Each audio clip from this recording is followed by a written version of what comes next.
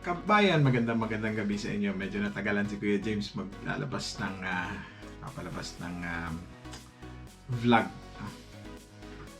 Meron akong mga nagawa before pero hindi ko na i-post, but I think this one is very important. Marami po kasing nagtatanong tungkol dito sa mga pinupost ng ibang kababayan natin. Ano ibig sabihin ng special Philippine Special Visa na 100 nurses, 20 dairy farm workers at saka 20 engineers. Ngayon naitanong ko siya sa isang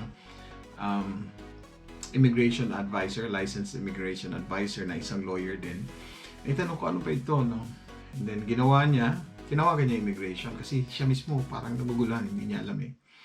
Ito sagot niya. These days I get a lot of inquiries from people that open up the Immigration New Zealand website, see something and then go, oh, I fit into that category, I can apply. And as we've just discovered with the Philippine special category visas, that visa's been sitting there since 2010 and it's not open at all. It got suspended when the borders were closed, but immigration hasn't put up on their website that it is suspended. So much confusion for people trying to find their way. All right, let me just make it clear since this is the one. You were talking about the information about Philippine Special Work Visa, correct? Yeah. Yes, yeah. Right. Because I got lots of questions about this one, and that's why I was about to ask you some of the details, but I'm not going to proceed with that. No, so that along with all the other ones is not open at all. It's not open. You cannot apply. If you wasted your money putting in an expression of interest, it will come back no. Yeah, okay. And it is disappointing. I talked to immigration about it this morning and asked why they haven't put something up there, and it's like all of their website, they tell migrants to go to the website for the information, and it's not correct. So that is not a new visa category. That's been there since 2010. There's nothing new about it. All right. You cannot apply for any of those jobs apart from nurses offshore. So the engineers and the farm managers, you cannot apply from offshore. Okay, awesome. Thank you for that clarification, Aurora. At dahil dyan, ibig sabihin, 2010 pa pala ito, no? So, papatuloy natin yung, since nakausap ko na siya, meron ako mga katanungan sa kanya. So, ang topic natin for today would be yung sino ang pwedeng pumasok sa New Zealand sa panahon ng pandemic? Pumasok, ibig sabihin, manirahan, magtrabaho. Sino ang pwede? No? So, ayan, i-discuss ng ating panauhin na si Aurora Christensen ng Immigrate Me.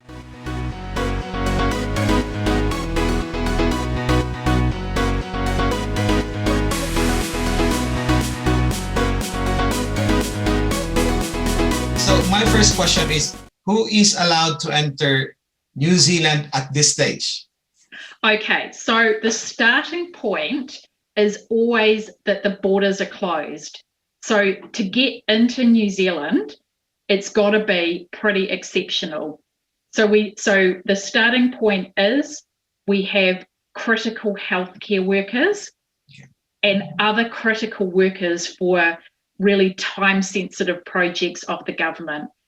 Those projects, the employers have to go to the government and get them approved to be able to employ people. So they're not advertised on Immigration New Zealand. A couple of them are, but the critical healthcare workers, a very, very small exception that the government has made allowances for. We've got humanitarian reasons, and the humanitarian reasons are like it has to be a really life or death situation. It's not, they've set the bar really, really high. So that category is almost impossible to get through. We've got the partners of New Zealand residents and citizens. And obviously citizens and residents can always come and go as they please. So very small. There's a very small category of partners of essential skills visa workers that can come, but those people had to have lived in New Zealand for 2 years beforehand. There's a whole set of rules. Their visa still has to be, or when they left, it had to be for a short time. It's a really, really concise set of rules who can come back in. Yeah. Yeah, you mentioned, I think I'll just have to capture one thing. If they are going to have a essential government project. Yeah. Yeah. So these type of workers, for example, I'm not sure if they are listed, Kiwi Rail, okay? Kiwi Rail might be having a project for, just an example, another rail that would need welders, for example. Yeah. Are these welders? It's really, really small. It's really small, and I can actually send you the link to that. Yeah. Because I can't go through them all here. But the employers have to make that. They go to the government and put their case forward. They also have to pay all the managed isolation, and they have to go and argue their case to the government. It's really, really difficult to get them through. The standard is really, the bar's really set high. Yeah, and then I heard it's only like for those who applied for an EOI about that, there is only like barely 20% approval rate for that. Yeah. Even if it's legit. If it's a legit project from the government, eh? Yeah, so it has to be approved. The employer has to approve it first anyway. But what I would say is normally resident work visa holders, so you might have people that have gone back to the Philippines that want to come back to New Zealand. Yeah. And there is a really small group that can come back. You have to have departed New Zealand between the 10th of December 2019 and 9th of October 2020. You have to have an essential skills visa that was assessed as mid-skilled, higher skilled, or at or above the median wage. Okay. So what they're wanting back is they're wanting back high-skilled workers. The other thing is your job must be, your employer must have maintained your employment relationship since you left. And this is one that I have had workers trying to come back in and they haven't been able to prove that because they managed to get someone in New Zealand. They have to provide a statutory declaration that employers do. And you must have lived in New Zealand for 2 or more years, or between 1 and 2 years. There's sort of various conditions associated with that. And the applicant's existing visa, if it had expired before the 1st of January 2021, they must have made another visa application before the 10th of August. And on it goes. So the conditions are like only a few people fit into these conditions. So what I do when I have a client come to me is quite often they'll fit the first 2, and then they'll be like 1 week out of the second conditions. I'm going to send you a link to that. Yeah. So that you can put that up so people can have a look if they fit into that category. I just want to be clear with this one, okay? These are those essential skills work visa, right? On a skill level 1, 2, 3. For example, carpenters, skill level 3. During that time, right? Yes. Yeah. Carpenter was a skill level 1, 2, and 3. Yeah. So carpenters who left New Zealand went to the Philippines for a vacation. Yeah. But that should be between 10th of December 2019 up to 9th of October 2020. These group of people, for example, this particular carpenter can still come back, right? Is that? Yep. If they fit all the conditions, and I've just sent you the link. Yeah. So if they've departed, then they must be currently employed in the same job as when you left New Zealand. So you must have maintained your employment relationship. Yeah. They must have lived in New Zealand for more than 2 years before leaving, or between 1 and 2 years. There's a few exceptions in there. And if an applicant's existing visa has expired before the 1st of January 2021, they must have made another visa application before the 10th of August 2020. So not many people are going to fit into that category. That's why I was just saying it's almost like they've opened up these categories and only about 2 people qualify. All right. And because they couldn't make applications from offshore after that date, they closed. Yeah. And it's hard. Okay. Yeah. All right. I'll just go straight to my second question, which have lots of questions under them. Okay. Yeah, no problem. Yeah. If people want clarification on that, if they qualify, just get in contact. There's no charge for me to tell you if you do. Well, thank you so much, Aurora. And there's no, even I'm confused by it. I have to get it up and go, does it tick 1, 2? It's not, none of these are straightforward, and I really feel for people. Oh, thank you so much for your... That's all right. All right.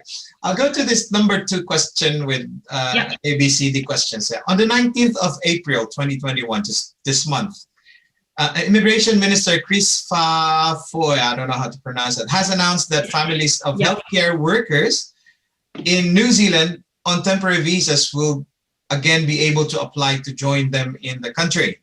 Okay. So healthcare workers, we talk about healthcare workers, first thing would come into our mind would be nurses, right? So, of course, nurses are included this one, but in particular, there are lots of HCAs or healthcare assistants. And the Filipino healthcare assistants. They are included in this one. They are included. Okay. And they are included in that. And if they earn under $25.50 an hour, their partners can still come to New Zealand if they meet the requirement, that the salary requirement, or the work, how much you get paid requirement to be able to support a partner. That is $43,327 per annum. In New Zealand, and their annual salary is that much. That amount is, if you're in New Zealand, if you earn under that, you can't support a partnership visa. So if you earn that or over, you can then put in the request to have your partner come and children come. This is $20.83 per hour. Is it? Okay, perfect. Yep. Yeah, I was just about to work that out. When I divide by 52, divide by 40. Yeah. So I get a $20.80. So those, shall we say, that's $21 an hour.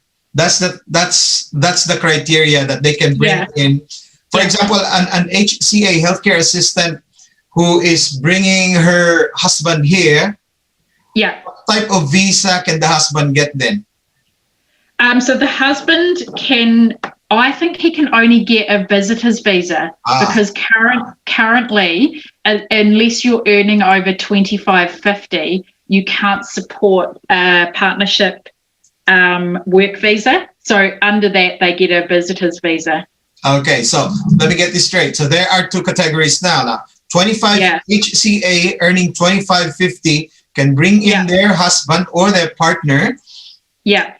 And their partner can get an open work visa or under partnership, right? For $25.50. Below that, which is not below 21 or not below 21 or 20.83, can only get a visitor's visa. Yes. Yeah. You can see how people get confused, can't you? I just called immigration and double checked that, because I was as confused as you. about whether they could bring a partner in, and so they also wrote back to me, and I emailed them as well, and they said, yep, the only implications this may have on the supporting partner or parent will be the duration of the visa.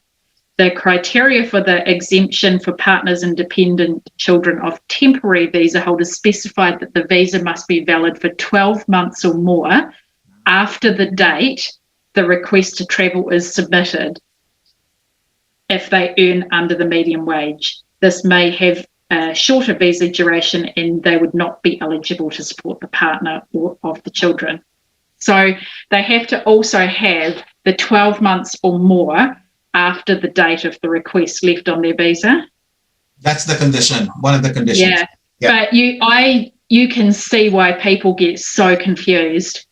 So every time I get somebody asking me a question, I have to ask them about 15 questions and actually view the documents before I can give them correct information, because people don't realise, like, their situation may be very similar to somebody else's, and you just don't meet one of the requirements or you're $1 off, and that's why someone else gets through and you don't. So yeah, I think that most people will start moving to the $25.50 an hour soon for healthcare assistance, because that seems to be the starting rate. And but there's another pending warning to that with the $27 median wage. Yeah, exactly. Yeah, and we don't know what immigration is going to do as well. So we don't know when they're going to do the changes, if they're going to do the changes. We just don't know what's going on, and they won't confirm anything. Okay. Since we're talking about the family, what about the children then? So for the children over 18, between 18 and 25, I'll just start with them first, and I will actually come back to you with the answer for the children, because I don't think they can support a student visa when it's under 25. But True. I just go back to the operations manual after this and double check that. Okay. Let's concentrate on the children between 18 and 25. Yep. So children between 18 and 24 years old are considered dependent if they are single. Okay. And they are dependent for money on their parents. So the older anyone under 18 is considered dependent automatically. As they get older, it's less and less. So if you've got a 24-year-old, the owners, you will have to really show that you pay for absolutely everything. And that as a child gets older, because they're expected to be by themselves and looking after themselves. But if they're in a partnership, they can't be included. They've got to be single. Yep. All right. Thank you. I think you answered the question B already. No worries. And I will double check about being able to support the student visa. I want to say no, but I want to double check it before I confirm that. Okay, I think I'm going to the number 3 of the number 2. Is there any age requirement for family members? For example, a daughter who is 25 years old and still living with the family, because you just mentioned 18 to 24. What about a daughter or a son who's 25 but still financially dependent with the parents? That's the end of it. The day they turn 25, that's the end of it. Yeah. Yeah. All right. So they cannot bring in the family member who is more than 24 years old, right? Yeah, okay. Correct. Even if they are like financially dependent, even if they are single, even if they meet all those criteria, but they're not meeting the age. 25 is the end. The day they turn 25, that's the end of it. And then they can just apply for their own. Yeah. They have to apply for their own. Yeah. Awesome. All right. Thank you. What are the other type of skills or jobs considered as critical? I'm not sure. This is, I just realized this is not related to that because that's a worker. So I was just So the critical, I can send you a list of the critical. So the critical healthcare workers are the main ones, and that goes through like to dentists and anything related to healthcare. It means like if you're working at a hospital but you're in an admin role, that doesn't count. Yeah. So it's the healthcare workers are the main one that have the exemption at the moment. Those who have like how do I call it? It's like healthcare service provider, not the admin works, not the secretary. Yeah. Okay. Yes. There's actually quite a big I didn't realize how many people work in health, and it goes right through. So yeah, it is quite a big list. Cool. Thank you. Yes. Down to my last question then. It's been a while. How long have we been in here? I don't know. Yeah. Anyway, there have been skilled migrants or skilled migrant workers who are on an essential skills work visa. Essential skills work visa holders stuck in their country, not only in the Philippines, when they did a vacation before the pandemic. What would be the options for them then? Those have expired and not expired. Okay, so if their visa hasn't expired and they fit into that really small category that I told you about, with having to be here for 2 years, they've got to be mid-skilled, they've got to have a year left. If they fit into that really small category, they are eligible to make an EOI and apply to come back, but they've got to have their employer on board. If they don't fit into that category, there's nothing they can do, unfortunately. The government's aiming for only high-skilled people to come back. Yeah. Other than just wait for the border to open. That's right. And the people that have expired visas, that's the same. So immigration hasn't given any direction at all over that.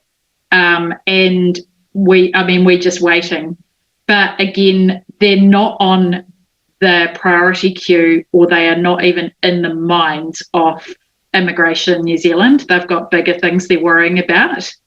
So if you have an expired one, my advice would be you could sit around and wait for years for the border to open and try and get a job back here. I would just look at other options, because I think we're in for a long ride, and it's not on Immigration New Zealand's priority queue at all. And it's unfortunate, but I think some people want to have like real information. If you're trying to make a decision about your life going forward, there are other countries that are more relaxed about opening up than New Zealand. I think they've been very conservative here. And there's not going to be, they're also trying to train up New Zealanders to do a lot of the low-skilled jobs, and there's a lot of incentives for the government's handing out to get people into trades and all sorts of different things. So I think it's going to be a really different work environment after the borders open. Yeah, I think it's tough going. Yeah, so I think I'm down to that last question, and I just want to wrap up with this one, with one I remember the first time we talked about the tips that you said. This is going to be an but related one. One is that if they are currently working in the Middle East, and they're planning to come to New Zealand sometime, probably if the border opens in 2 or 3 or 4 years, what are the things that they would be needing, just to prepare things? Yeah, so there's a lot. James, there's a lot they can do to prepare. The first thing is, before they leave their country in the Middle East, get a police clearance. So I have a lot of trouble with Filipinos and a lot of different migrants in New Zealand that have worked in Saudi Arabia or a country where you cannot get the police clearance after you've left. And it creates so much stress for them in Immigration New Zealand trying to get a visa that is over sort of 12 months. So what I'd suggest is always get a police clearance when you leave. If you're working in any type of work, you need to be able to prove to Immigration New Zealand that you have that work experience. And something I come across a lot is I'm trying to get a painter or a mechanic or someone in here, and they just haven't got the records to show that they've worked. So they'll get a declined visa. How you can show this, keep all of your employment agreements. It doesn't matter if they're not in English. Make sure you ask for pay slips. Make sure you get work recognition before you leave. Take photos of the work you do on projects. So beginning, middle, end. Another great thing is to get statutory declarations that you have worked there by your managers, different people. They don't have to be your actual, like the people that own the company. I've had a lot of Filipino bosses, as long as they put their ID in, we've got that through. So just think about, they want a paper trail. They want lots and lots of evidence. So if you can get it paid into a bank account, do it. Just bulk the evidence up, because you'll have a much easier time getting a work visa. Now, also, if you're wanting to get residency in New Zealand, you must have a birth certificate. So birth certificate, make sure you get it. Do you want a bit of partnership advice, Jane? Shall I do that as well? Sure. Yeah. Okay. So a lot of reason things I've come across with my lovely Filipino clients doing partnership visas is immigration. Again, they want to see how the relationship has evolved, and in New Zealand, it doesn't matter if you're married or not. So that is really not the be all and end all. Our relationship guidelines are you must have lived together. So if you stay in a hotel, a B&B, you stay at mum and dad's house, get a statutory declaration from mum and dad. Make sure whatever you do, you get things delivered in both your names to that house. Do a bit of online shopping. Get some food delivery through something like an Uber, where they send in a text message or something showing the address. Just get really creative and think of ways to show that you've lived together.